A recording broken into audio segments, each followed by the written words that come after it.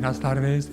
Quiero dar la bienvenida en nombre del Museo de San Isidro, Los Orígenes de Madrid, a este acto de inauguración del ciclo de conferencias sobre Madrid y las comunidades de Castilla que ha organizado la Dirección General de Patrimonio Cultural del Ayuntamiento de Madrid. Y también quiero saludar a todas las personas que me acompañan en esta mesa, a Jorge Moreta, que es el coordinador del área de Gobierno de Cultura, Turismo y Deporte del Ayuntamiento, a Luis Lafuente, director general de Patrimonio Cultural, y al conferenciante de hoy, a Paco Marín, que además de ser el que va a impartir la conferencia inaugural, pues es el coordinador científico de este ciclo de conferencias. Antes de ceder la palabra a mis compañeros, lo que quiero decir es que para el Museo de San Isidro pues es un placer poder colaborar en la organización de este ciclo, y además queremos agradecer a los organizadores que hayan pensado en nosotros y que hayan confiado en el museo, pero sobre todo que hayan pensado que este era el lugar más adecuado para presentar este ciclo, que yo creo que va a ser sumamente interesante.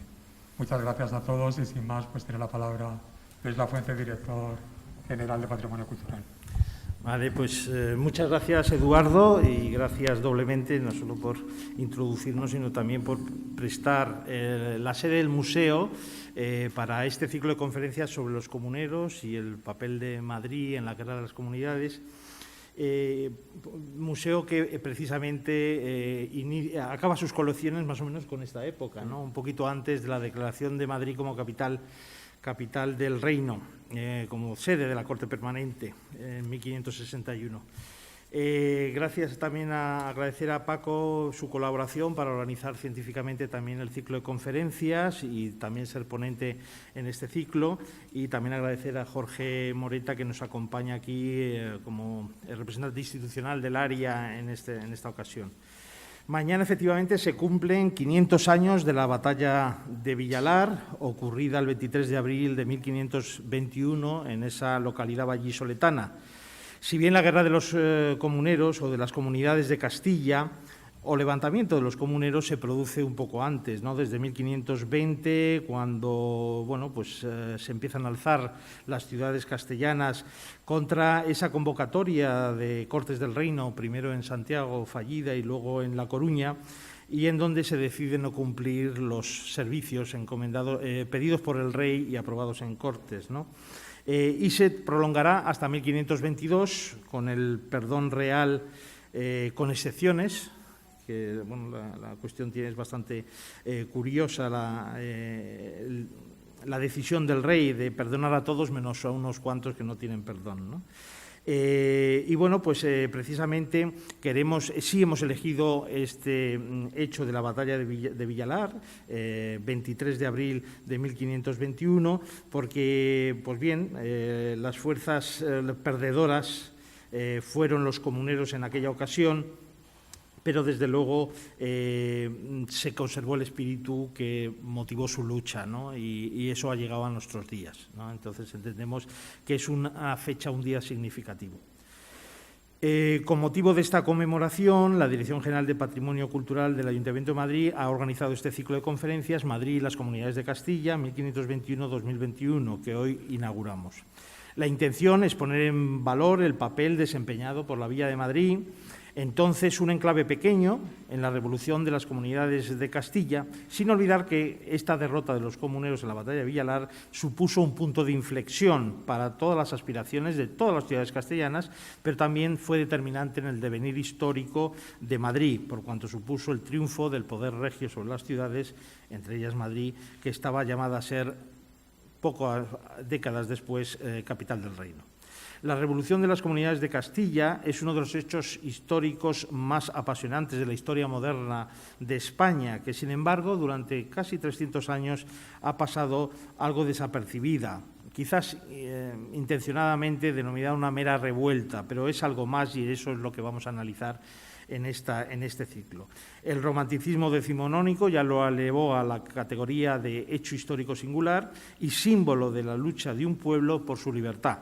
Pero solo el análisis de grandes historiadores como José Antonio Maraval o Joseph Pérez ha permitido dotar al proceso de la rebelión comunera de una dimensión adecuada en materia histórica.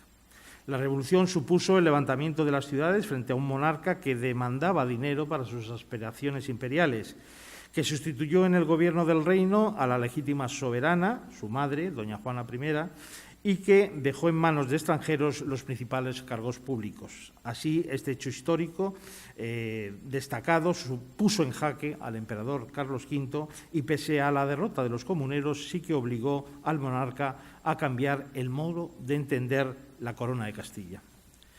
Las conferencias no solo pretenden profundizar en el conocimiento de lo sucedido durante los primeros momentos del reinado de Carlos I de Castilla, sino también contribuir al reconocimiento de su madre, la reina Juana I, injustamente tratada por la historiografía como Juana la Loca, que sin embargo fue la soberana de mayor reinado en el tiempo de la historia moderna española, pese a que su padre, su marido y su hijo, al que apenas conoció, reinaron en su nombre durante mucho tiempo. Juana desarrolló un papel singular y, por qué no decirlo también, determinante en la rebelión comunera. Su vehemencia habitual se transformó, en esta ocasión, en mesura, en prudencia, cualidades ambas poco conocidas de una soberana que, aun entendiendo el malestar de los comuneros, como mujer de Estado que era, no cuestionó la gobernanza de su hijo y con ello condicionó notablemente el desarrollo de los acontecimientos. Con estas dos ideas principales, las conferencias de Madrid y las Comunidades de Castilla 1521-2021 permitirán profundizar en el origen y motivación del fenómeno comunero, la participación de la Villa de Madrid en el mismo y el papel desempeñado, como digo, por la reina Juana en el proceso. Todo ello de la mano de investigadores de alto reconocimiento nacional e internacional, como Alfredo Alvar, José Manuel Beito o Bezami Aram, y con la coordinación científica de Francisco Marín Perelló, doctor en Historia Moderna y director de la imprenta municipal, que a continuación nos expondrá un poco los detalles del contenido de este ciclo. Paco, cuando quieras. A ver, ¿se me oye bien? Bueno, pues lo primero que hay que indicar es que Madrid es una ciudad, una villa porque no tiene obispado. Si fuera... Sí, va a ser esta mejor. Una villa porque no tiene obispado. Si tuviera obispado sería una ciudad. Y ese es el remoquete de las Cortes de Castilla, las 17 ciudades más la Villa de Madrid. Es decir, la corporación del reino para todo lo relativo a la economía y las finanzas que se concedían al rey a través de los denominados servicios. Ese fue el inicio de las comunidades, como bien ha reseñado el director general Luis Lafuente. Esa negativa de las Cortes convocadas en Santiago y luego convocadas en La Coruña sobre conceder a Carlos I los servicios que demandaba para iniciar la aventura imperial. Una aventura que, una vez acabada esa derrota de Villalar, que se conmemora mañana, los 500 años, supondría el cambio total de Castilla como columna vertebral de la corona de España. E iniciaría prácticamente algo que luego, en el siglo XX, hablaría un gran historiador. Castilla construyó España y España destruyó a Castilla. Las comunidades de Castilla son el último obstáculo, por así decirlo, de una forma de concebir el gobierno del reino. Y en esa forma de concebir el gobierno del reino, que se refrendaría después en las Cortes de Toledo de 1538, en el que Carlos I volvió a ejercer su autoridad y las Cortes de Toledo se plegaron absolutamente a los designios de la corona, del emperador, implica un cambio de paradigma a la hora de concebir esa historia inicial de España a lo largo del siglo XVI. Pero aquí venimos a hablar de Madrid, porque, entre otras cosas, Madrid es villa antes y sería villa después.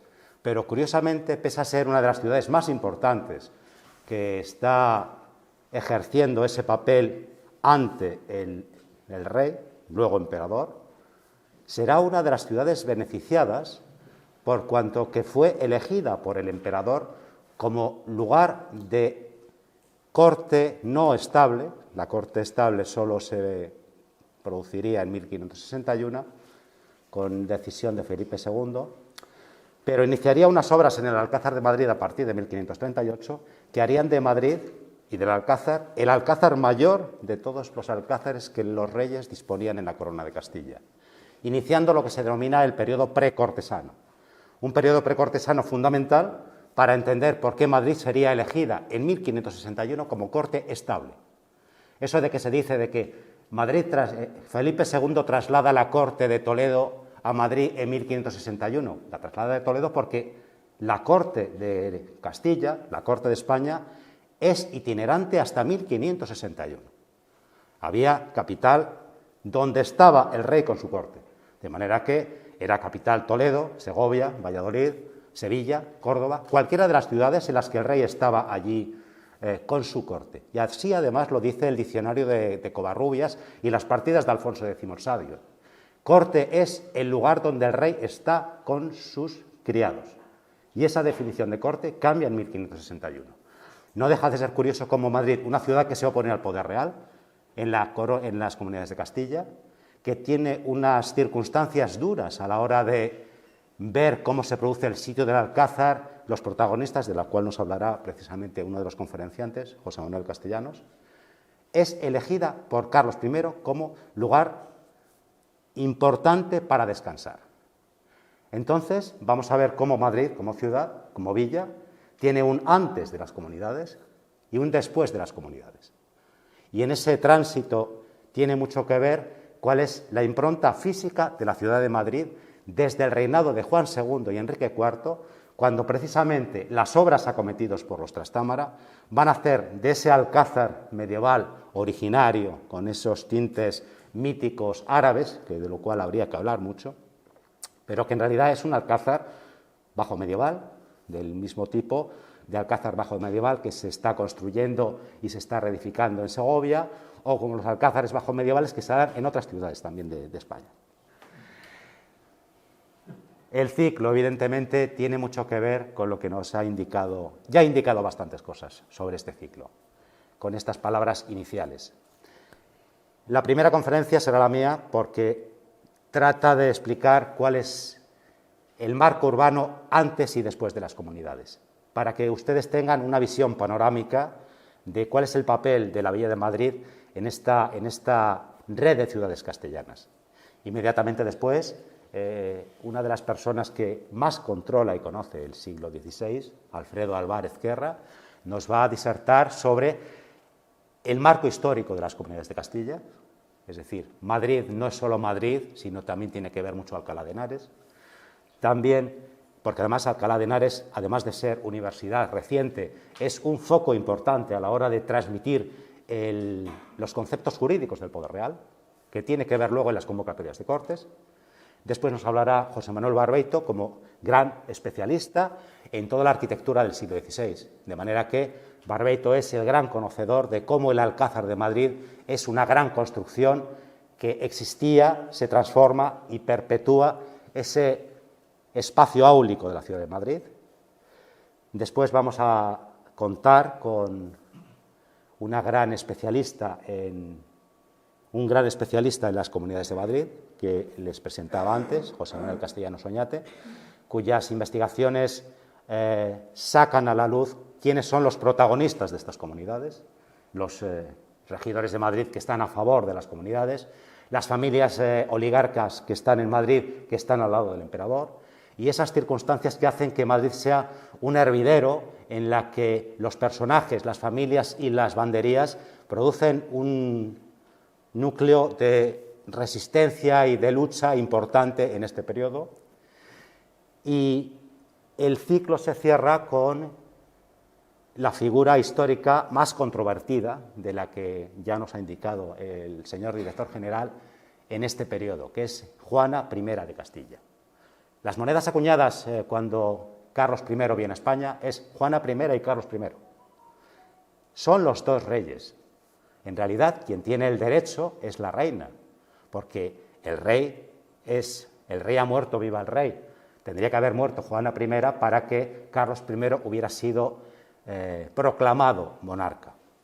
Las circunstancias de la biografía de Juana I, primero dominada por su marido, a la muerte de su marido, encerrada por su padre, después de muerto su padre, encerrada por su hijo, con la eficiente colaboración del marqués de Denia, hacen que Juana sea la legítima heredera para los comuneros, pero, como nos ha indicado Luis Lafuente, se comporta con una exquisita mesura a la hora de evitar una legitimidad de los comuneros contra su hijo. Con eso creo que se cierra un ciclo muy armado en el que no se toca todo lo que se debería tocar, pero por lo menos los palos importantes.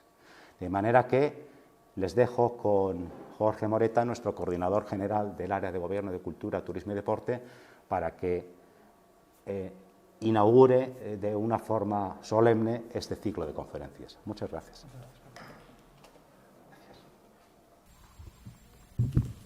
Antes de la conferencia de Paco, simplemente darles las buenas tardes, lógicamente agradecerles su presencia. Presentar este ciclo de conferencias es una ocasión única para el área de cultura del Ayuntamiento de Madrid por varios motivos.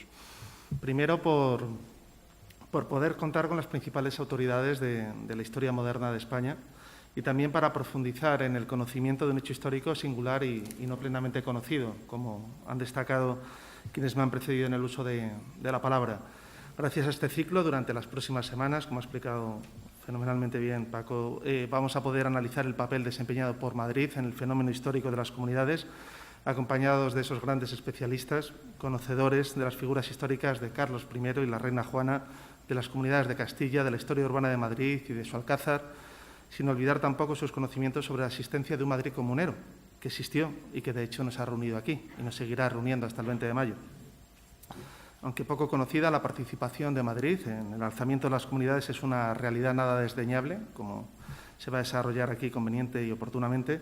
Madrid, como saben, era entonces una pequeña villa que se opuso junto a las grandes ciudades castellanas al papel autoritario de un monarca, Carlos I, que junto a su corte de cortesanos flamencos establecía las bases de una España imperial. La derrota en la batalla de Villalar supuso ese punto de inflexión para las aspiraciones de las tropas comuneras, con ese triunfo de las fuerzas imperiales por el poder de las armas, marcando el ocaso de la autonomía de las ciudades castellanas. Pero la batalla fue también un punto de inflexión para la ciudad de Madrid, marcando el destino de esta villa castellana, de apenas unos miles de habitantes, llamada a ser la capital del país como consecuencia del establecimiento de la corte pocos años después. La capitalidad de Madrid es un hecho diferenciador de esta ciudad que ha marcado su devenir histórico y cultural y su transformación en la gran metrópoli que hoy habitamos.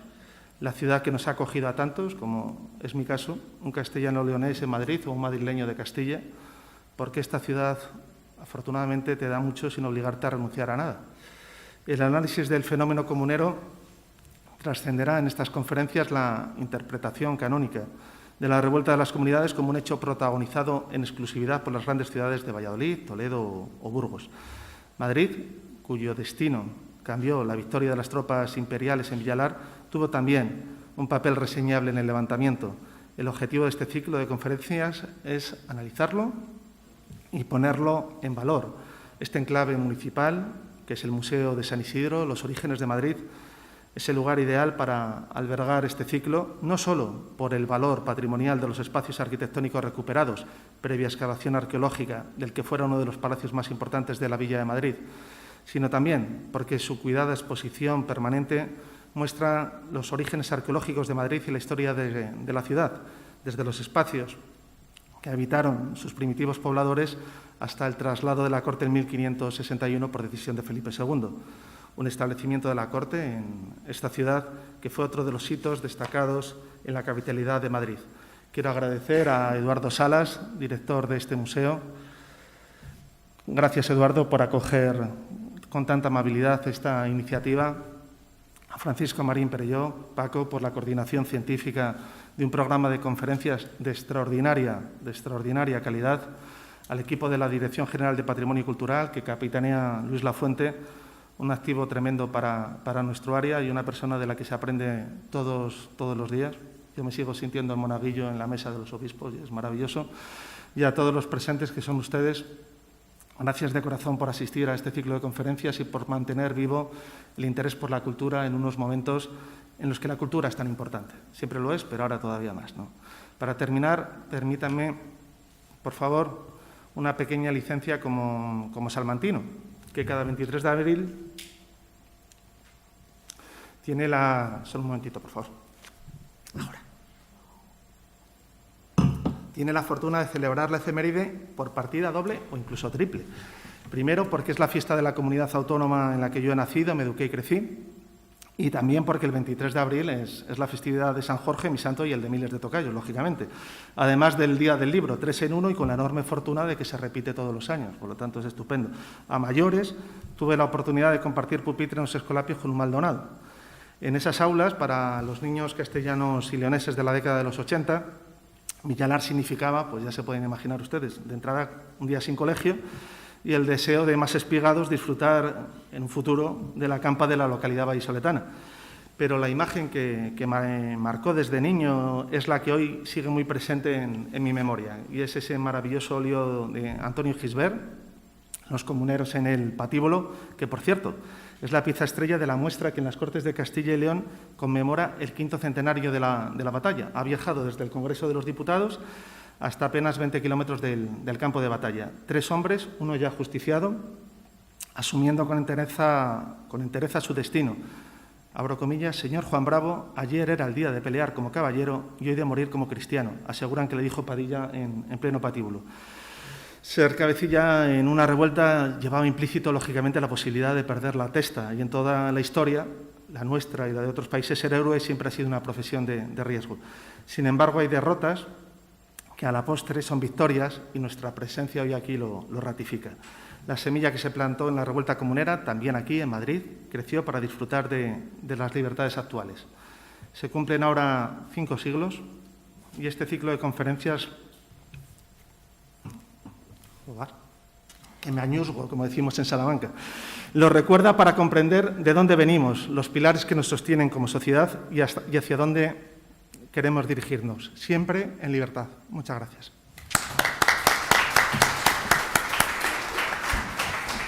Y ahora sí damos la palabra a Paco Marín para que nos ilustre sobre la primera conferencia de este ciclo.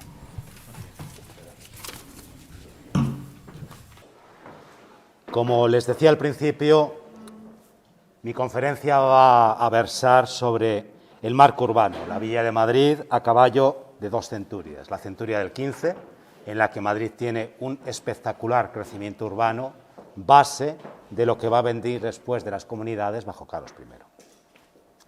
La imagen que tenemos detrás es una imagen que en este ciclo se va a repetir hasta la saciedad, porque no es otra que la vista del Alcázar de Madrid, grabada en xilografía por el artífice holandés Jan Cornelis Vermeulen, y que se conserva en el Metropolitan Museum de Nueva York. Es una estampa reducidísima, acaso 40 centímetros largo por 10 centímetros de alto, que además está impresa en otra magnífica conjunto con otra xilografía que representa el acueducto de Segovia tal y como se encontraba hacia 1537-38, antes pues de la reforma acometida por Carlos I, en el que el Alcázar de Madrid dejará de ser un alcázar castillo, el Madrid castillo famoso que al rey moro alivia el miedo de Moratín, sobre todo residencia de los Trastámara como alcázar castellano, pero que Carlos I transformará este alcázar en una residencia áulica de la mano de los arquitectos Alonso de Covarrubias, Vega, etc. De manera que esta imagen es sorprendente por cuanto que vemos el alcázar tal y como debía estar en los momentos en que se producen las comunidades de Castilla. Como vamos a seguir, repetiremos, etcétera, ya habrá momento para ver cómo este alcázar identificaremos todos estos elementos. Pero claro, el problema de Madrid es que, por mucho que queramos, no tiene cartografía. Es muy difícil poder reconstruir ese marco urbano de Madrid, porque el primer plano de Madrid es de 1623, lo tenemos aquí, debido a la mano, al trazado, al proyecto de un modenés, Antonio Mancelli, que le presenta al ayuntamiento para crear un plano de Madrid del cual la ciudad carecía. conocido como la Vía de Madrid, corte de los Reyes Católicos de España. No son los Reyes Católicos Isabel y Fernando. Los Reyes Católicos es un título honorífico que tienen todos los reyes de España desde que Alejandro VI se lo concede a Isabel I y Fernando V. Católico es universal. De manera que los reyes de España son los reyes universales. De la misma forma que los reyes de Francia son los reyes cristianísimos. Cada rey se pone, en función de su contacto con la Santa Sede, el apelativo que más le conviene. Si se paga bien, no hay ningún problema, como la entrega de la Rosa de Oro. Pero bueno, estas son bromas aparte. De manera que este plano de 1623 no nos sirve para saber cuál es ese marco urbano de Madrid. Tenemos que hacer un proceso de reconstitución para saber dónde estamos y dónde nos movemos. Porque, claro, Madrid es una ciudad tardía en el sentido que no es una ciudad importante hasta el siglo XVI e incluso el siglo XVII. Este magnífico plano que se conserva en el Palacio de la Signoría en Venecia es de 1500 y es un gran plano mural en el que se representa la ciudad, una de las ciudades más importantes de todo el Mediterráneo, Venecia. Ahí además con todos los elementos del poder de Venecia, todas las islas, la advocación a Neptuno como rey del mar, el dios del mar, protector de la ciudad, junto a San Marcos, que lo vemos por ahí arriba. Pero claro, este es un gran plano mural que prácticamente tiene varios metros cuadrados. Y si nos pusiéramos en la cartografía europea, veríamos que existen muchos planos en los que sí se puede reconocer cuál es ese marco urbano de la ciudad. Incluso en el tema próximo, Toledo tiene una magnífica vista junto con el plano de Toledo, sostenido por el hijo del Greco, para que el espectador pudiera ver cómo era Toledo. Si vemos cuáles son las grandes compilaciones de cartografía del siglo XVI, el Civitates Orbes Terrarum, en 6 volúmenes, editado en Flandes, Madrid no tiene plano de ciudad. De manera que tenemos que iniciar otras vistas y otras vías para poder saber exactamente cómo estaba la ciudad por entonces. Y tenemos que recurrir a los clásicos madrileños, como en este caso un planito incorporado en la obra de José Antonio Álvarez y Baena, Compendio Histórico de la Coronada Villa de Madrid, Corte de la Monarquía de España, de 1786, en el que plasma por primera vez cuáles son esos límites urbanos de la ciudad. Esos límites que ya reconoce que había una ciudad islámica, una ciudad cristiana, una ampliación bajo Felipe II, no tenemos todavía la cerca del Arrabal. ¿Se me oye bien? De manera que este sería un punto de partida.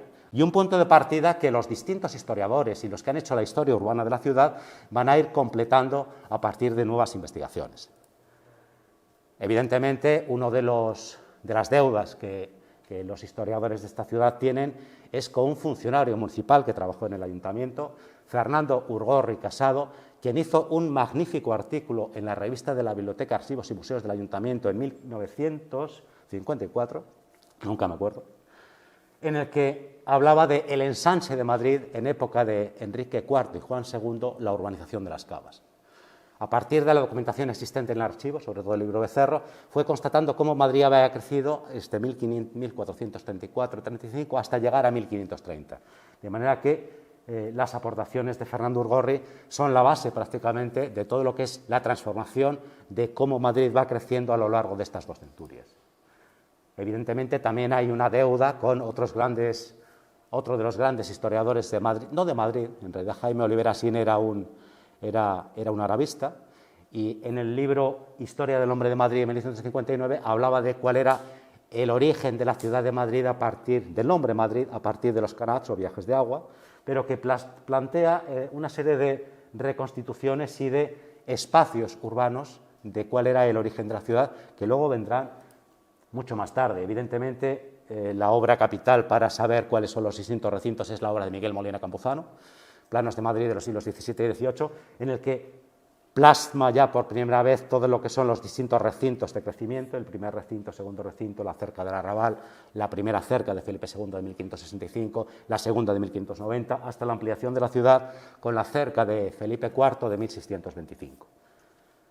Y seguiríamos con los trabajos realizados por Javier Ortega para el libro La forma de la Vía de Madrid, en el que se hacía ese análisis de la cartografía a través de los métodos de reconstitución. Pilar fundamental, desgraciadamente fallecido a una edad temprana para su vida, es Manuel Montero Vallejo, uno de los grandes historiadores medievales de Madrid, que en su libro El Madrid medieval hace una serie de amplísimos estudios sobre todo lo que son los recintos intermedios, el Alcazaba, la Medina, la Medinilla, el crecimiento en época cristiana y esa ampliación que se hace precisamente en época bajo medieval, bajo Juan I, Juan II y Enrique IV. Desde el punto de vista de la arqueología, las aportaciones de los grandes arqueólogos a partir de Luis Caballero con las excavaciones acometidas en un solar de propiedad municipal en la Cuesta de la Vega son los que plantean por primera vez otro tipo de intervenciones o cómo interpretar a través de la arqueología los distintos recintos existentes en la ciudad con el aporte correspondiente de las distintas hipótesis de trabajo que se acometen prácticamente desde 1980 hasta la actualidad.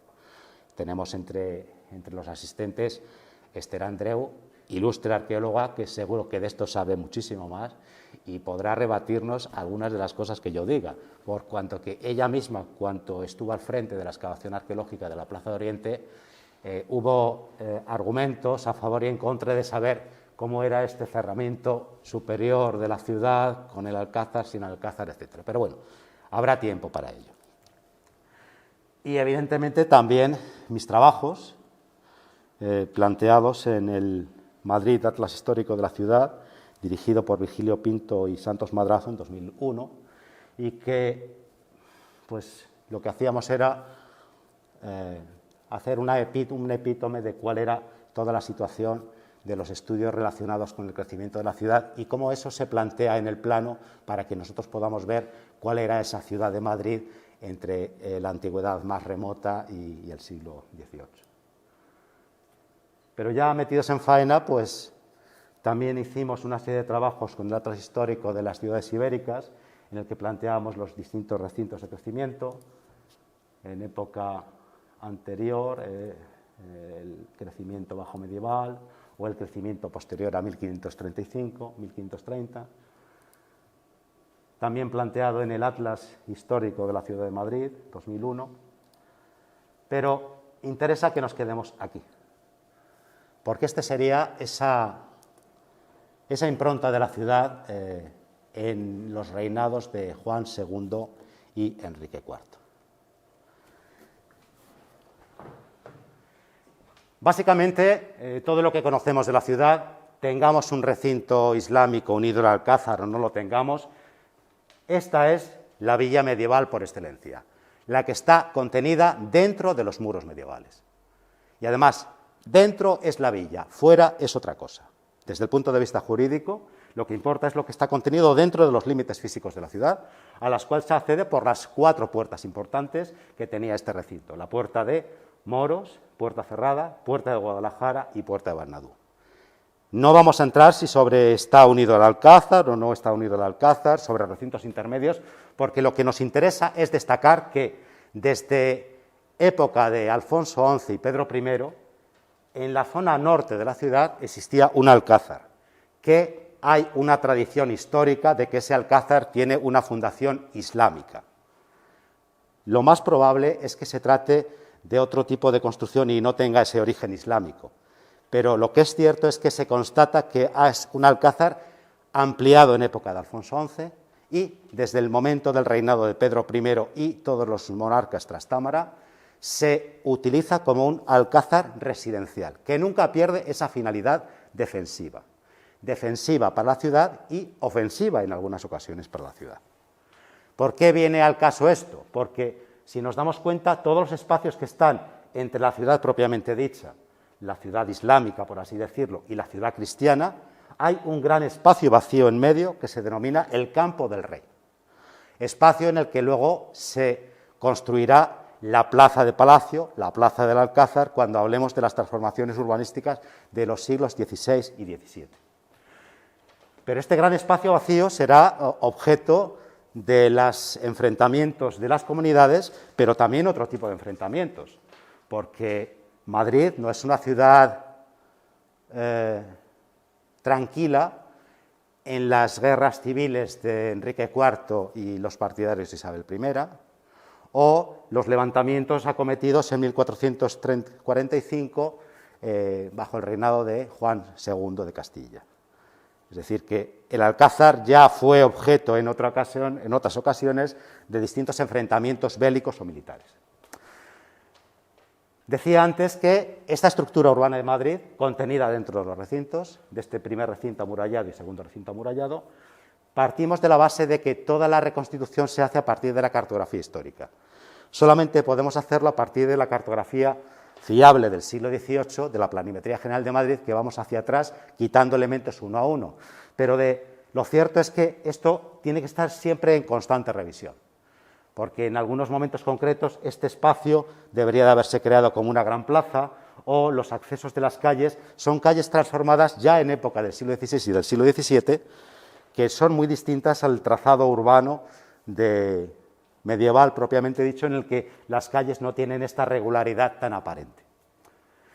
Decíamos, pues, que el Alcázar se transforma sustancialmente bajo Juan II. Juan II es el que construye la Sala Rica y la Capilla Real, edificando una gran parte de la crujía central de lo que luego será el Alcázar, como Capilla Real, con una bóveda de mocárabes, y la Sala Real, que estaba al norte, como gran residencia del rey. De hecho, Juan II solía residir de forma habitual en el Alcázar, de la misma forma que residía en otros alcázares castellanos, y fue, sobre todo, muy apreciado por Enrique IV. Enrique IV, prácticamente todo su reinado, está a caballo entre el Alcázar de Segovia y el Alcázar de Madrid. Y en este Alcázar traslada el tesoro real después del terremoto de 1465-1466. Enrique IV acabaría muriendo en el propio Alcázar de Madrid. Y Madrid se puso al lado de Juana la Beltraneja en la guerra civil entre los partidarios de Juana I, debería haber sido, porque era la legítima heredera. De legitimidades podríamos hablar después. Y los partidarios de su tía, Isabel I, que no le correspondía el trono. Pero bueno, ya hablaremos de eso después.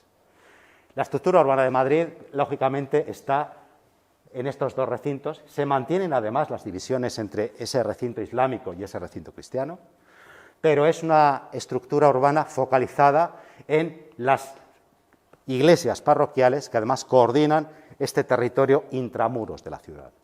Al sur, la iglesia de San Andrés, San Pedro, San Justo, San Miguel de Ortoes, San Salvador, San Nicolás, Santa María, San Juan, Santiago, y fuera de esta estructura urbana intramuros tendríamos las nuevas iglesias parroquiales surgidas en el siglo XIII, siglo XIV, de Santa Cruz y San Ginés, más ese origen de convento que sería el convento de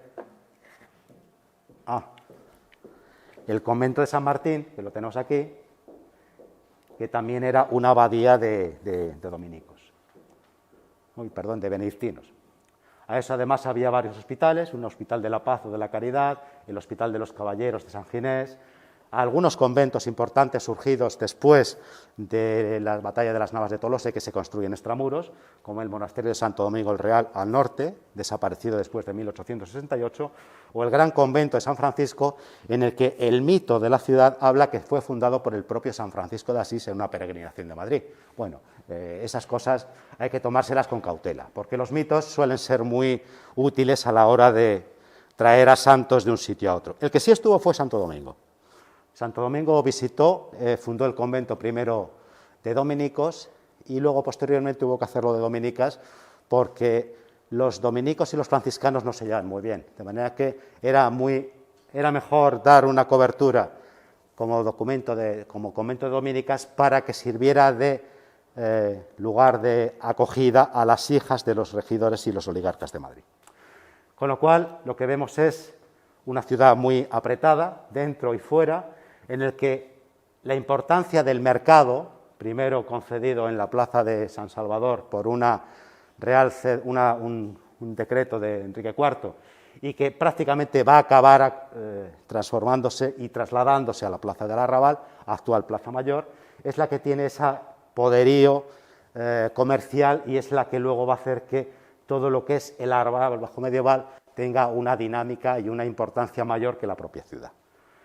También hay algunas pequeñas ermitas en las inmediaciones, la ermita de San Millán, en lo que en la actualidad sería la plaza de la Cebada, desaparecida después en 1868, el Hospital de San Lázaro, situado en la Cuesta de la Vega, llamado de San Lázaro porque en realidad es el Hospital de los Leprosos, desaparecería con la reforma de hospitales de Felipe II de 1580, y algunos caminos que ya estaban fuera, es decir, aquí estamos cerca de la ciudad, pero si nos colocáramos en el territorio habría que ver que por ahí está el río Manzanares, y todos estos caminos que tenemos en nuestras inmediaciones son en realidad la comunicación directa de Madrid con todas las ciudades de las inmediaciones.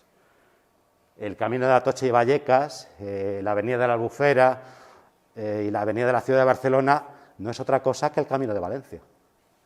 Es decir, si se sigue por ahí llegaríamos a Valencia.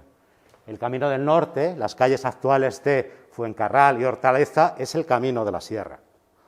El camino de la Sierra a Somosierra, mientras que el camino de la M30 en dirección norte, la avenida del Marqués de Urquijo, M30 Nacional 6, es el camino de la Sierra hacia Ávila y Segovia. Y al sur, lo que es la calle de Toledo, no es otra cosa que el camino real de Toledo, que conducía hasta Toledo a través del puente de Toledo.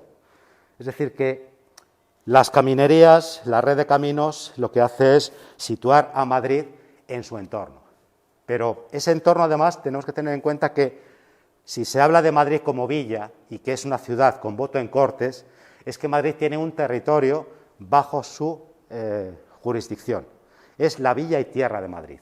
Y la villa y tierra de Madrid, además de tener los exmos, que son la forma de gobernar para la hacienda de su territorio inmediato, tiene competencias sobre todo lo que sería una corona metropolitana que llegaría desde Fuencarral, Hortaleza, Vicálvaro, Leganés, Fuenlabrada, Parla, etc. Con esto, pues, si damos el salto a lo que ocurre después de 1535, esta sería una situación de cómo la ciudad ha crecido después de las comunidades de Castilla. Lo que vemos es que han aparecido más conventos, se ha estructurado el territorio interior, se ha densificado la trama urbana, se han concedido nuevos espacios y Madrid revienta esta cerca del Arrabal, que ya estaba implicada como límite físico de la ciudad en el reinado de Enrique IV. Esta cerca del Arrabal, de la cual se tiene constancia de que debía ser un muro de tierra o piedra que tenía algunas entradas de las cuales se conocen los nombres: la Puerta de Toledo, la Puerta de Atocha, la Puerta del Sol, el Postigo, la Puerta de la de San Luis, perdón, el Postigo de San Martín y la Puerta de Santo Domingo, dará lugar a que luego, porque las puertas van tomando la denominación de los caminos próximos, dará lugar al conocimiento de espacios urbanos como la actual Puerta del Sol, que además, según la tradición, la Puerta del Sol es uno de los lugares que se pinta el sol en época de las guerras de las comunidades. Eso también es bastante discutible, pero bueno, está dentro de esos mitos que se hablan de la historia de la ciudad. La Puerta del Sol es anterior a la batalla de las comunidades y la guerra de las comunidades. Y esta cerca del Arrabal tenía una finalidad de limitar, desde época de Juan II, de Enrique IV, cuál es el espacio urbano, pero también tiene una finalidad defensiva. La propia cerca estaba dotada de una cava que rodeaba ese perímetro exterior, precisamente para evitar circunstancias militares ofensivas para la ciudad, de la misma forma que la propia muralla del segundo recinto cristiano tenía su cava además, que tenía que estar mantenida por un derecho del Concejo de Madrid que se denominaba velas y cava, es decir, cada cierto tiempo el concejo tocaba arrebato para que los madrileños acudieran a los que les correspondían para vaciar de tierra la cava y siguiera siendo realmente una cava para la protección de la propia muralla. De manera que tendríamos cava prácticamente en todo las inmediaciones de esta muralla cristiana del siglo XII, pero también tendríamos cava en todo el exterior de esta cerca del arrabal construida en los reinados de Juan II y Enrique IV. Y de hecho, un reconocimiento de censos de Madrid de propiedad del monasterio de Santo Domingo el Real, conservada en la Biblioteca Nacional de España, nos habla de la cava de la Puerta del Sol, de la cava de las cavas viejas, la cava alta y la cava baja, que es, perdón, la cava aquí, cava baja y cava alta, cava de San Miguel, cava de los Toros, cava de los Tintes y cava de la Puerta del Sol. Es decir, que hay una constancia física de que existía esa cava. Y en la ubicación de las distintas parcelas, precisamente se puede determinar que esa cava daría lugar después a los trazados perimetrales de las vías que se trazan en su entorno. La cava de la Puerta del Sol, en realidad, es la calle de Carretas y calle del Carmen. Y una vez que la cava desaparece la cerca del arrabal, acabaría convertirse como vía pública una vez que se lotifican los terrenos. Dicho esto, pues nos situamos otra vez con Vermeyen y vamos a hablar de este Vermeyen para ver qué es lo que había de medieval en esta vista que dibuja Vermeyen en 1534.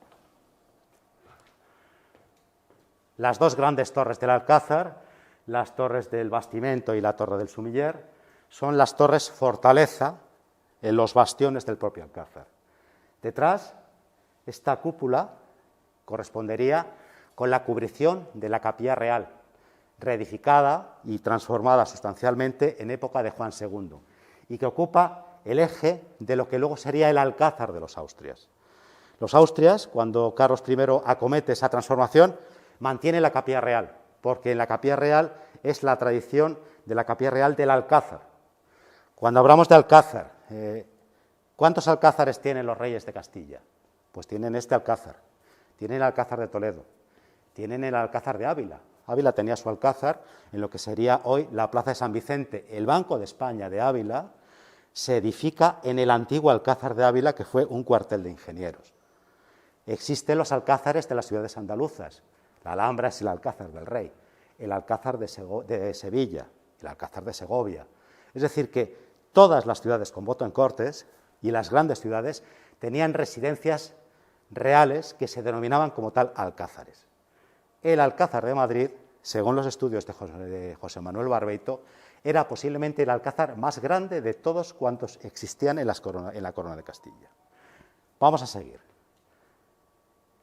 Esta sería la parte donde luego edifica Felipe II su cuarto del rey, y aquí hay una serie de torres que en las apariencias de los dibujos realizados por Binguerde en 1560-1565, que se conservan en la Biblioteca Nacional de Viena, veremos que es esa estructura medieval del Alcázar.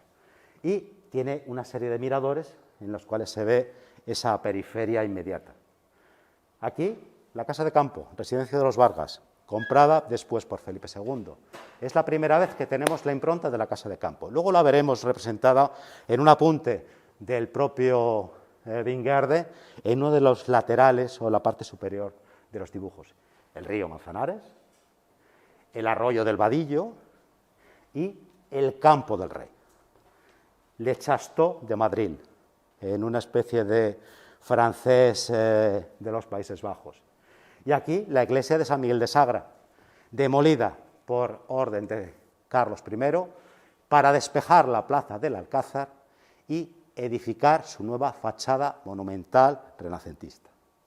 Y aquí la barbacana del Alcázar de Madrid y el foso que separaba el Alcázar de la ciudad. El Alcázar no es solamente una residencia real, es un castillo que está frente a la ciudad. Y eso lo veremos sobre todo cuando Enrique IV, Madrid fue objeto de un terremoto en 1465, desde entonces creo que no toca otro. Tuvimos el efecto del terremoto de Lisboa de 1756, en el siglo XVIII, pero el efecto del terremoto de Madrid hizo que Enrique IV tuviera que consolidar alguna de las torres, y es cuando entonces manda a construir la Barbacana y abrir el foso de la Barbacana y el foso del Alcázar. ¿Tenía mucho que ver el terremoto? Posiblemente, pero también en esta época, en 1466, Enrique IV ya estaba en la situación muy tensa con los partidarios de Juana I, y que se volvería a repetir cuando el propio Enrique IV muere en 1475 en Madrid. Es decir, a consecuencia del terremoto de Madrid de 1465, Enrique IV fortalece y amplía el Alcázar para que sea su residencia, y lo sería hasta su muerte. Y entonces, este es el Alcázar que los partidarios de Isabel I, cuando se produce la Guerra Civil, van a sitiar por las tropas del Duque del Infantado. Este es otro de los sitios previos, muy desconocidos del Alcázar, en la Guerra Civil de 1475. Al fin y al cabo, las tropas del Duque del Infantado toman el Alcázar y Madrid se entrega y se proclama a la reina Isabel como reina legítima de Castilla.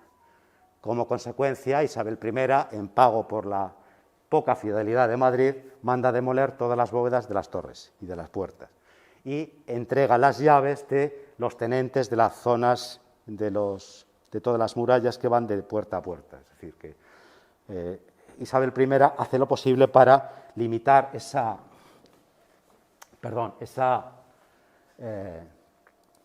finalidad defensiva de la ciudad.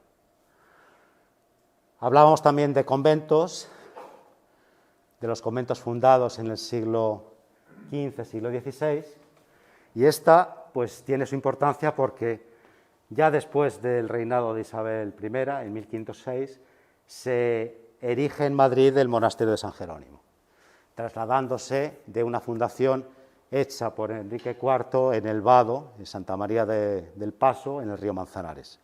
De manera que los jerónimos, que es una orden muy vinculada a la Corona de Castilla, se traslada a Madrid por iniciativa de los jerónimos, porque dicen que el lugar es insano, seguramente había paludismo, y se establecen en lo que sería ese Prado de Madrid, objeto, por otra parte, de todo el expediente de la UNESCO, y este sería el origen de ese Prado de Madrid, con ese dibujo de Binguerde, en el que ve como si él estuviera desde la actual carrera de San Jerónimo y dibujara esa mole del convento jerónimo en 1565. El convento se había edificado el inicio en 1504 y veríamos esta portada antigua. Las torres son de Narciso Pascual y Colomer del siglo XVIII, del siglo XIX, pero los dos patios grandes, el claustro de la hospedería y el claustro posterior, en un apunte muy plástico de que su convento tenía, como estos conventos castellanos que vemos en muchas ciudades, como en Medina de Río Seco, dotados de su muro exterior, porque es la parte de protección del propio convento. Y esta sería esa impronta de cómo estaría este convento, que ya estaba así en 1565, pero podía estar así perfectamente en época de las Comunidades de Castilla. En la misma visión, antes decíamos de la Casa de Campo, la impronta de la Casa de Campo que hemos visto reconocida en ese dibujito, en esa silografía de Vermellen, aquí la dibuja Binguerde con esa configuración cuando la había comprado Felipe II a los descendientes de los Vargas, a uno de los Vargas. De manera que además lo reseña, de la Casa de Campo a Madrid, con sus corralizas, que luego desaparecerían en el siglo XVII y siglo XVIII, pero esta apariencia de casa rústica, de descanso, situada en la otra orilla del río, y que precisamente se compraría por Felipe II para crear el gran bosque y cazadero que unía el propio Alcázar con la Casa de Campo. Entonces, esa apariencia general de la ciudad la podemos reconocer en algunos elementos de esas vistas de Viena. Esta en concreto es una vista poco conocida, de ella dio noticia el propio José Manuel Castellanos con la consulta de los ejemplares digitalizados del Códice de Viena, y entonces aquí veríamos una vista curiosa de la calle Mayor, en su momento calle de Platerías, con la iglesia parroquial de San Salvador, la Torre de los Lujanes, la Plaza del Concejo y este gran palacio que debería ser el Palacio de Benito Jiménez de Cisneros, con la muralla exterior, y aquí veríamos esta casa de los Pajes del Rey, que todavía no eran casa de los Pajes del Rey, y que era una residencia de una importante familia de la oligarquía madrileña. Si viéramos esa diferencia entre el Alcázar antes de la transformación de de Carlos I, y el Alcázar ya transformado por Carlos I y Felipe II, vemos que es lo mismo, pero está muy cambiado. Las moles de las torres medievales se mantienen porque tienen una impronta fundamental a la hora de la estructura del propio Alcázar. De hecho, lo que hace Carlos I es, disculpen ustedes por la calidad de la diapositiva porque no es la más idónea, aquí hace una gran portada monumental de 3 alturas trazada por el arquitecto Alonso de Covarrubias. Amplía el cuarto de la reina, es decir, duplica el espacio hacia el este del palacio, creando el patio del rey y el patio de la reina, y reformaría la torre de la reina, que era una de las torres medievales. Y ya en época de Felipe II acomete la torre dorada, la residencia del rey, es decir, el cuarto del rey dentro del Alcázar, donde el rey tenía su biblioteca y sus espacios particulares. De aquí a aquí hay una demolición de todo esto, demolición de la iglesia de San Miguel y San Gil, demolición de la barbacana, tapar la cava, allanar el espacio, transformar el Alcázar, es decir, se hace una inversión de tal índole que prácticamente Madrid va a estar en obras reales desde 1538 hasta 1570. Y estas obras iniciadas por Carlos I se ampliarían en obras sucesivas durante los reinados de Felipe II, Felipe III y Felipe IV.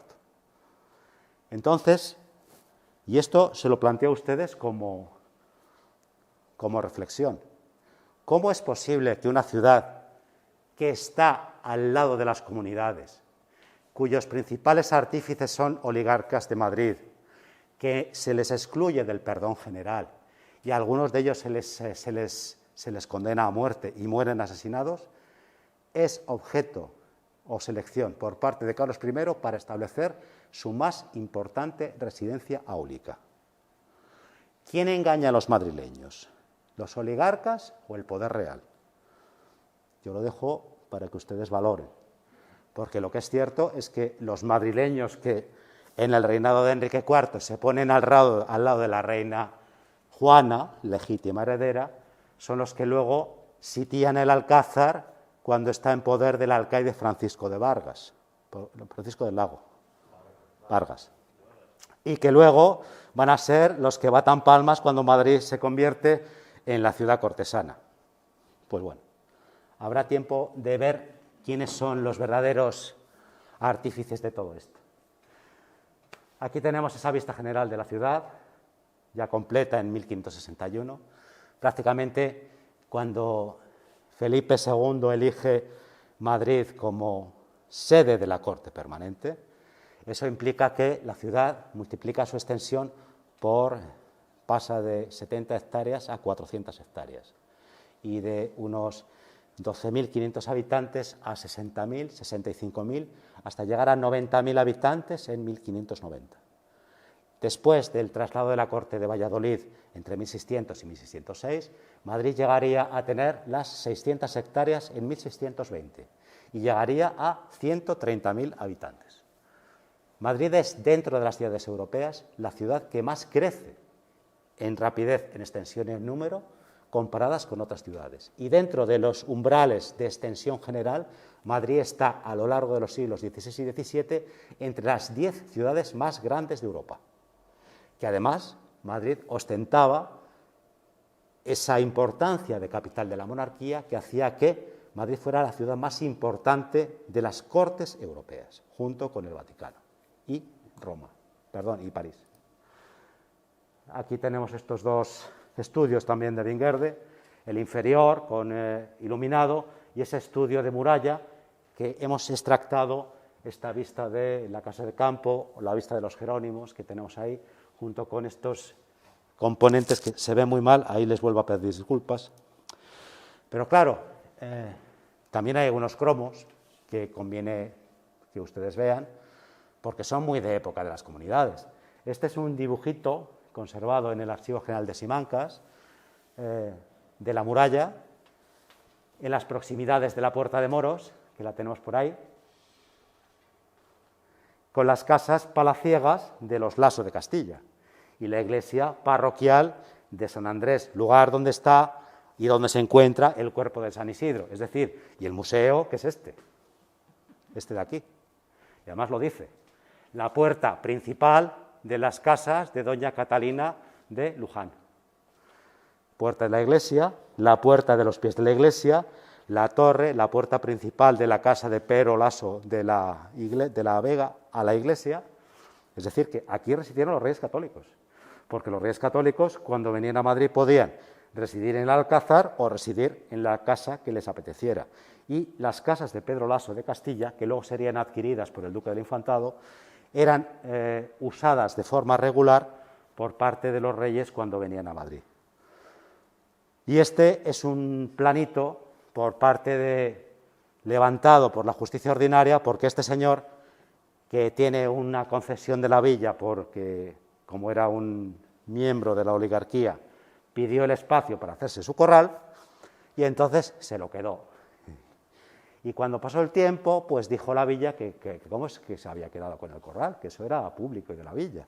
Se inicia un pleito, se inicia en Madrid, se tienen que levantar los planos y acaba en la Chancillería de Valladolid, de manera que tenemos, estas son las declaraciones de quién vivía en cada sitio y cuáles eran los títulos de propiedad, más o menos. Además, aquí hay ciertas cosas que son interesantes. El plano es de 1511. Aparece esta especie de merlonado de la muralla, que es una representación iconográfica de que es una muralla, porque no son las plantas de las torres, que en este caso son torres de planta semicircular, las casas de las espaldas a las casas de Pero de Laso de la Vega, cementerio. Los cementerios son la vía pública y de hecho todas las iglesias parroquiales tenían sus cementerios en las inmediaciones de la iglesia. La iglesia solo se reservaba para los cementerios de calidad, en sepulturas de cualquier tipo, y de hecho al propio San Isidro le entierran a los pies de la iglesia hasta que los rigores del tiempo hacen que aparezca su cadáver santo, cada uno que se lo toma como quiere. Pero claro, aquí tendríamos la otra parte, es decir, la villa dice, ojo, no, que esto es así, que este corral no es de Pero Laso de Castilla, y aquí entonces llegan a un acuerdo que se sancionaría en un expediente que se conserva en el archivo de Villa de Madrid, en el que al final quien se lleva las de ganar es Pero Laso, y lo que hace Pero Laso es trazar esta serie de casas pegadas a la muralla por la parte interior, que además se encarga de reconocer como casa de Arévalo que asiente, que consiente, casa de Pero Laso, casa de Pero Laso, casa de Pero Laso, corral de Pero Laso. Si tuviéramos más planitos de estos, podríamos seguir en adelante en progresar en el conocimiento de la ciudad, pero bueno, siempre por lo menos tenemos esta constancia de que gran parte de esa estructura urbana de Madrid era así, que también lo veremos en otros dibujitos de mayor interés. En este caso es posterior a la época de las comunidades, y este también es conocido. Y esto, que tiene la pinta de ser la piel de un cordero, es la piel de un cordero. Y aquí lo que aparece es otro pleito entre dos propietarios que discrepaban sobre la posesión de unos jardines. Pero claro, esos jardines resulta que esta es la iglesia de Santa María, esta es la casa de los Voz Mediano, actual Palacio de los Consejos, y esta es el Arco de Santa María. Y aquí tenemos representada la muralla islámica de la ciudad, con sus torres de planta cuadrada, con la estructura física de las casas de los madrileños de estas inmediaciones. En la parte interior, dentro de ese primer recinto amurallado, tenemos casas de importancia notable, similares a las de este museo. Patios con columnas, a la alcarreña, en dos plantas, rodeada de distintas dependencias y accesos principales para los criados y corralizas. Esta es una, esta es otra y esta es otra. En la parte exterior, la parte comercial, prácticamente casas con soportales en las que tenemos una o dos plantas y que combinan prácticamente lo que es tienda y residencia. En la parte inferior tienda y en la parte de arriba residencia. Prácticamente en extensión 120 metros cuadrados repartidos en dos plantas, con una pequeña escalera para subir y bajar. Pero esta apariencia, ves que son casas cortadas que van pegadas a la muralla y que las vamos a tener exactamente igual en todos los trazados de muralla que se están densificando en esta época. La ventaja de este plano, que nos da además una impronta de cuál sería esa puerta islámica de Santa María que se le representa de forma abatida, de forma convencional. ¿Y qué es lo que nos dice este plano? Que existe una segregación social importante, que existen zonas donde los miembros de la oligarquía, estos son los bosmedianos, que se entierran como patronato dentro de la iglesia de Santa María, y estos que es Gonzalo Fernández de Oviedo, gobernador en Puerto Rico, y que luego escribiría las quincuagenas de la nobleza de España desde allí. Él nació aquí. Y estas son las casas de Enrique Egas, el arquitecto, que estuvo residiendo aquí. De manera que lo que estamos viendo es que esta planta urbana de la ciudad que hemos estado reconstruyendo, habría que estudiar mucho cómo se producen los fenómenos de segregación social. Y en esta segregación social está parte de la pregunta que les hacía a ustedes antes. ¿Por qué Madrid tiene un papel cambiante en el reinado en la guerra civil con los partidarios de Juana I, en las comunidades de Castilla, hasta que al final se entrega a la causa monárquica? Porque al fin y al cabo solo Madrid es corte, pero como decían los cronistas del siglo XVII, críticos, Madrid solo es corte. Porque las cortes, desde el punto de vista europeo, no generan beneficios económicos. Eso es lo que dicen los grandes historiadores de la economía, eso habría que verlo. Pero bueno, por lo menos, pues son puntos de vista. Este es un dibujo ya que se lee mejor. De manera que lo que he hecho ha sido quitar las manchas, dibujarlo para que se vea realmente esa estructura de palacios, gran palacio, gran palacio, gran palacio, gran palacio, y esa estructura de casa-tienda, casa-tienda, casa-tienda, casa-tienda. Madrid era una ciudad que las grandes ejes de comunicación tenían todo casa con soportales y estuvieron en pie prácticamente hasta el siglo XIX. En la parte más antigua, todo esto desaparece cuando las reformas acometidas por Felipe II hacen necesario abrir grandes vías. Para que se hagan ustedes una idea, toda esta parte así sería demolido por Felipe II para ampliar la calle Mayor. Y en este espacio cuadrado se levanta en la actualidad el Palacio de Abrantes, que en teoría decimos es un palacio de finales del siglo XIX, cierto, pero es un palacio de fachada, porque si yo me voy al Palacio de Abrantes actual y me voy a los sótanos de la parte derecha, en todo el testero tienen el lienzo de la muralla islámica. De manera que todo lo que se puede mantener y no se hunde, pues se mantiene en la edificación.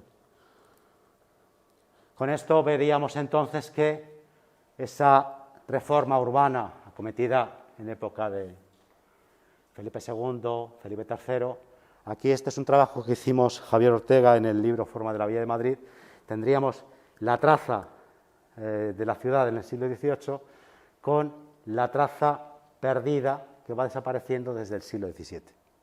De manera que veríamos estos grandes espacios de plazas que no aparecían en su momento en otros planos.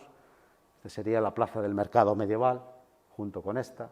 Es decir, que deberíamos de prosperar más en este estudio del espacio urbano. O esta parte más próxima, porque cuando hablamos de las reformas de Carlos I, que empiezan en el Alcázar, no hay que olvidar que las obras de transformación del Alcázar realizadas más adelante bajo Felipe II ampliarían toda el área de influencia con la Armería Real, la Regalada, la Casa de los Pajes del Rey, la creación de grandes ejes, la transformación de palacios ya en el siglo XVII por parte de la nobleza española. Esta parte que decíamos aquí, del Palacio de Abrantes, aquí estaría la muralla islámica y aquí estaría la puerta de Santa María, y veríamos todo lo que desaparece cuando Felipe II decide ampliar esta calle. Porque claro, tenemos que tener en cuenta que la corte exige de espacios áulicos de representación, pero es que las calles necesitan también de una amplitud correspondiente para el tráfico rodado, y las calles medievales de la ciudad se van transformando de forma paulatina prácticamente a lo largo de 150 años. Con esto veríamos estas lotificaciones que se acometen prácticamente desde 1530. Estas serían lotificaciones de cómo los terrenos que están situados en las inmediaciones de la ciudad, eras, campos de trigo, se parcelan y se van entregando por parte de los dueños de los terrenos por intervención municipal. De manera que con todo esto, este es uno de tantos de los cientos de grandes proyectos que tendrían que ver en esa transformación urbana. Y por último, sería esa visión de la Plaza Mayor, Plaza del Arrabal, una vez que Felipe II decide demoler las denominadas Casas de la Manzana. Es decir, para hacernos una idea de dónde estamos, aquí sería la Casa de la Panadería, esta sería la calle de Atocha y esta sería la calle de Toledo. Y esta es una plaza de crecimiento extramuros en el que el crecimiento natural de la ciudad está en los caminos. Una plaza tendida, habría plaza prácticamente desde la calle Mayor hasta el actual Ministerio de Asuntos Exteriores, que estaría aquí, y que es la que cuando llega en época de Felipe III, la plaza se escuadra para crear la Plaza Mayor. Pero esto sería una aproximación a cómo sería esa plaza del Arrabal en época próxima a los inicios del siglo XVI.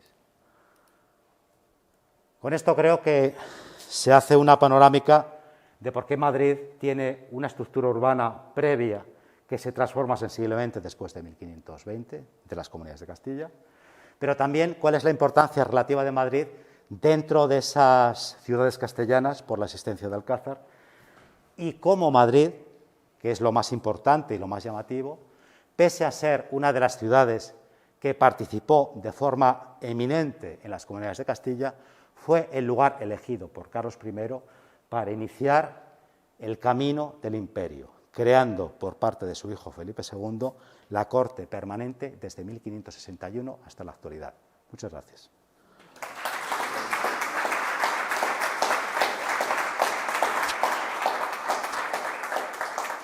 Pues mira, Paco, me ha encantado todo lo que has contado.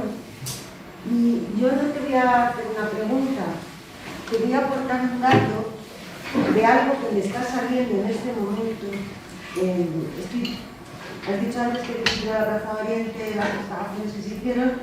Efectivamente, también estuve dirigiendo las excavaciones de la Plaza de la Armería y para el Museo de Colecciones Reales, y actualmente estoy dirigiendo las excavaciones de la Plaza de España y de Casa de Belén, como sabes.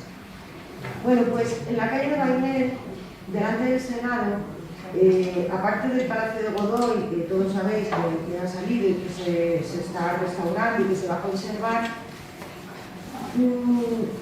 colindante con este Palacio de Godoy hacia el norte, a una cota muy inferior, porque saben que la calle de Bailet está recrecida bastantes metros, y cuando digo bastantes metros, es que la costa de San Vicente, calle Bailet, Ferraz, etcétera, todo se recrece entre 6, las zonas que menos, y hasta 14 metros en la costa de San Vicente por Sabatini, para hacer que sea suave, puesto que la orografía original era muy abrupta.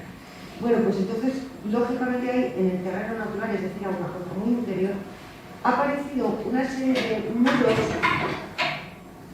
muchos inconexos, parece que un fragmento del pozo, un resto de un poquito por aquí, otro por allá, pero lo más importante es un muro de cierta entidad y que se ha conservado porque Sabatini apoya sobre él algún edificio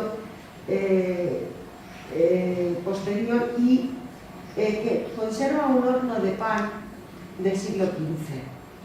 Estas otras estructuras que te estoy contando, que son del siglo XV, junto con algún otro juego de rampas empedradas y escaleras que aparecen muy fragmentadas, pero bueno, que más o menos podemos ir reconstruyendo, y que parece que era una zona para comunicar las diferentes alturas que había entre el huerto de la Priora, el huerto de la Encarnación, la plaza del Picadero, la plaza de Carrerizas, es decir, entonces esas zonas, debía de haber una zona, un edificio, una estructura que articulaba todas esas alturas mediante rampas y escaleras y que debía estar cubierto, puesto que aparece con restos de revoco por el edificio.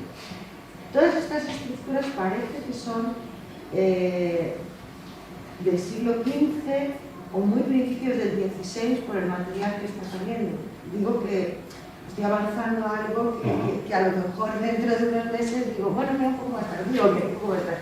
Pero lo del horno, por ejemplo, sí, porque incluso hemos hecho termoluminiscencia y hemos estado analizando tanto los ladrillos de construcción como los restos que había dentro de ignición. Entonces, bueno, esto nos lleva a que, con independencia de esa zona de articulación que está dentro del área palaciega o correspondiente al Alcázar y a todo lo que envuelve al Alcázar, incluido el convento de la Encarnación, sí que parece que hay una zona de habitación que quizá guarde relación, y aquí echo yo mucho de menos ahora a Montero Vallejo, que lástima que no estuviera porque le encantaría todo esto y poder hablar con él, me encantaría. Que él menciona en algún momento la posible existencia de un vicus francorum, que llaman, de un poblamiento extramuros de Madrid, situado en esa zona, precisamente de la calle de Leganitos, dependiente, dice Montero, seguramente que tú lo sabrás mejor, de Silos, y que más tarde acaba perteneciendo o acaba siendo absorbido por la colación de San Martín. Pero que en un principio es una población de francos pequeña que está ahí, independiente de Madrid, independiente de la ciudad y fuera. Y yo me planteo la posibilidad de que estos restos que están apareciendo guarden alguna vinculación con esta población de la que poco sabemos y poco se habla y poco estudiada, si podría guardar relación con esa población y sobre un Madrid fuera de los límites de la ciudad, que puede resultar muy interesante. Como hipótesis es verosímil. Otra cosa es que los documentos digan lo contrario. Es decir, toda esa zona en realidad son terrenos que se compran por Felipe II entre 1551 y 1565. Y de los títulos de propiedad de esos terrenos que se conservan en el Archivo General de Simancas, hablan de que todos esos terrenos son predios rústicos. Y en ningún caso hay menciones a infraestructuras de carácter urbano. Otra cosa es que algunos de los predios rústicos tuvieran algún tipo de infraestructura para el consumo o producción de pan, por una parte. Por otra, esos terrenos en su mayoría son en general pertenecientes al monasterio de Santo Domingo y al monasterio de San Martín. Y por lo que se dice de ellas, pues, por ejemplo, leo algunas cosas que sí se conservan en ese libro Becerro o libro de propiedades de Santo Domingo. Por ejemplo, ítem apeamos una huerta que dicen la huerta de Torija, que es frontero del Alcázar de Madrid, en la subida que suben desde el vado del estanque a la mano izquierda, donde están varios bancos de huertas, eras y muchos árboles, que la tiene ascenso del monasterio de los clérigos de la villa y los herederos de García Leonero. Como esta referencia, en el libro Becerro de las propiedades de Santo Domingo, se pueden enumerar todos los terrenos que luego se compran por Felipe II. Y no hay mención a una existencia, un posible vicus. Lo que no quiere decir es que haya algún tipo de casilla donde se está produciendo grano. De hecho, todo lo que es las inmediaciones al norte del Alcázar, como has reseñado bien, se hizo una importantísima obra ya en época de Felipe II. Es decir, todo lo que es la calle de Bailén en realidad es el arroyo del Arenal, que baja prácticamente entre 6, 8, 10 metros hasta coger la cota de lo que es el Campo del Moro. Luego eso posteriormente se recrece en época de Sabatini y se vuelve a compartimentar con la construcción de las caballerizas, que desaparecen precisamente en 1931 y dan lugar a los actuales jardines de Sabatini. Pues hay que seguir investigando. Hay una constatación arqueológica que puede resultar de interés y hay que cotejarlo con las fuentes históricas que, afortunadamente conservadas, nos dicen que esa zona era una zona de predio rústico. Y más importante, por otra parte, relacionado con lo que es el Campo del Moro. El Campo del Moro, que son las tierras de Sagra y Alvega, a partir de 1500, y están ocupadas prácticamente y explotadas desde época medieval, es una zona que aprovecha todos los cauces de agua que vienen de San Ginés y que atraviesan la ciudad, y se establecen varias pozas.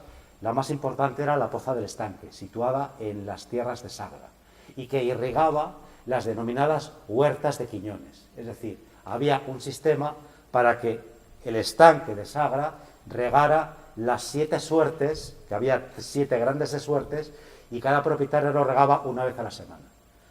Son la suerte del lunes, la suerte del martes, porque había un sistema de riego compartimentado. Eso se constata precisamente en las 50-60 escrituras que se conservan en el Archivo General de Simancas y que aparecen en parte en el propio plano de Teixeira, porque Teixeira, cuando dibuja el Campo del Moro, está representando la estructura de caminos. El Campo del Moro nunca tuvo ajardinamiento hasta el siglo XIX. Y entonces la impronta que nos proporciona Teixeira es una impronta de cuál era el terreno rústico que compra Felipe II, y muy similar a esa vista general que Wingerd está dibujando, con un molino, con unos caminos, etcétera, etcétera. Pero hay que seguir, porque si no se prospera en el conocimiento, nos quedamos anclados en el pasado. ¿Alguna pregunta más? Pues muchas gracias por abusar de su paciencia y les invito a que el próximo jueves puedan asistir a la conferencia de Alfredo Alvar, eminencia en el Madrid del siglo XVI y gran historiador, y que seguramente van a disfrutar mucho porque además Alfredo tiene mucha retranca a la hora de contar algunos asuntos. Muchas gracias.